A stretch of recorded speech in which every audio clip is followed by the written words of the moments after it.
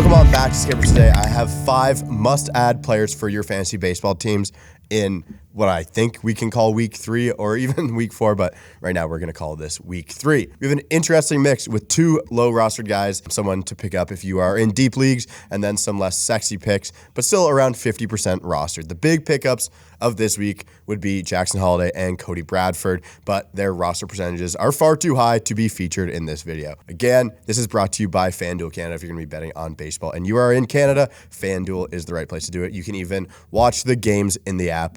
What more do you want than that? Let's get into our 5 players. First one is Colton Cowser of the Orioles. He is an outfielder. He is rostered 31%. So far this season, he's hitting 458. 2 home runs came yesterday, 11 RBIs, 1 stolen base, and a weighted runs created plus of 287. The shiny new toy is the 20-year-old in Jackson Holliday, but one of the better pickups is breaking out right in front of our eyes, and that is 24-year-old Colton Cowser. Like I said, he hit his first 2 major league home runs yesterday and drove in 10 runs in the Red Sox series. They have him playing all over the field to start. 5 games in left, 2 in right, 1 in center, and 1 at DH. Colton Cowser has swing and miss in his profile, but also has elite walk rates. At pretty much every level he's been at, he's been over a 15% walk rate guy, and that includes a short stint in Baltimore at the end of last season. Colton Cowser can hit for power. He can run, and you hope he can hit lefties well enough to avoid being a platoon bat in an awesome Orioles lineup. Colton Cowser has 11 hits on the season, and 7 of them are for extra bases. He's 3rd in all of baseball with 5 doubles. There are some exit velocity things to be desired with Colton Cowser, but he's going to be a must-add in OBP formats, and you should want him while you ride this hot streak early on in the season. Second player is Spencer Turnbull of the Phillies, 48%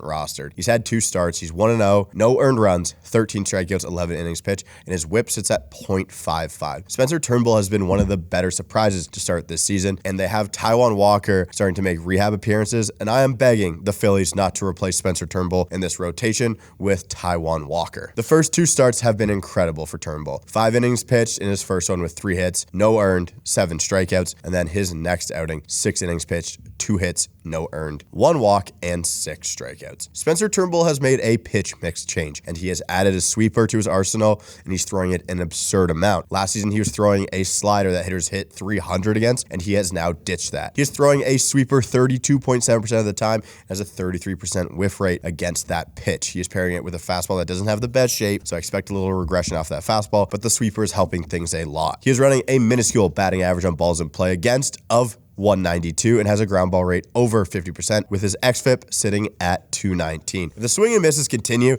I think this is a great pickup. He should solidify his spot in this Phillies rotation, and I like what Spencer Turnbull has done so far. The next one is Jose Caballero of the Rays. He is 39% rostered so far this season. 351 average, 1 homer, 6 runs batted in, 5 stolen bases, and his weighted runs created plus is 160. Caballero is one of the more annoying players in baseball if you are a fan of the opposing team. He is a pesky at bat. He wants to get under your skin. We saw that with the Genesis Cabrera incident against the Blue Jays. And every time he gets on base, he wants to be on second. And once he gets to second, he immediately wants to be on third base. And I think there is something to be said for the way that the Rays acquired him. They swapped him with Luke Raley, who I thought was a good player, but he doesn't even crack the struggling Mariners lineup against right-handed pitching. They still signed Ahmed Rosario for basically nothing, who you think could start at short, but it's looking like Caballero was far and beyond the right choice for them. Still a young guy at just 27 years old. Caballero is making a lot of contact. It isn't hard contact, but not everyone has that skill set to be a hard contact guy. The zone contact isn't great, so there should be or could be some regression coming, but he's in the top 9% of the league in expected batting average and is only 2 behind the league lead in stolen bases so far this season. If you're in a categories league and you really struggle with average and stolen bases, this is a nice little pickup for you. And now let's get into the 2 deeper league ads. The first one is Christian Scott of the Mets. He's a starting pitcher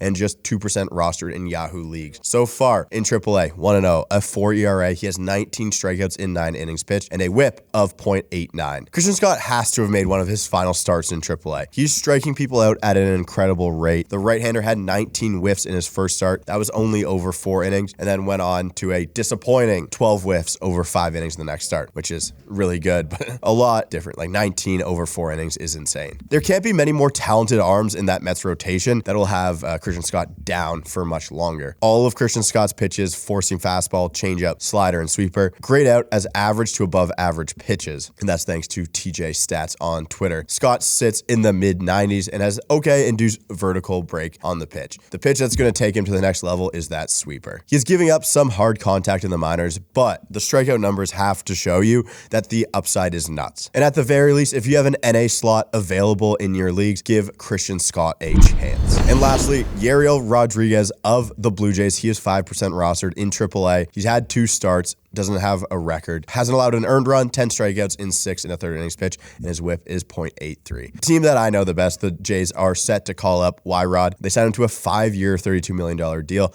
but started him in AAA. He has a really interesting story. He's a Cuban national who went on to play in Japan and then wanted out of his deal to go play in the big leagues, which ended up having him sit out all of 2023. We did see him start in the World Baseball Classic 2 games, I believe, but when the last time Yariel pitched in a full season was 2022, he had a 1.15 ERA and a 3.33 strikeout to walk rate across 56 appearances for the Chunichi Dragons. What I think is that Yariel is going to come up and take the 5th starter role from Bowden Francis and move him to the long man. So when it is official that Yariel is starting for the Blue Jays, that's when you want to pick him up. He's not going to do that much good for you while he's in the bullpen, and no matter what league. So I think the time to pounce on him is when you know he is starting games. He hasn't given up a run in AAA. His arsenal is mainly a cutting fastball and a hard spinning slider and a splitter to go with both of those. Based on the money they gave him, I think he'll end up being the 5th guy in the rotation and absolutely someone you need to monitor in your leagues. Thank you guys for watching Must Add Players. Let me know what you guys think. Anyone else you think is must add that's kind of below 50% roster percentage. I will see you guys next week.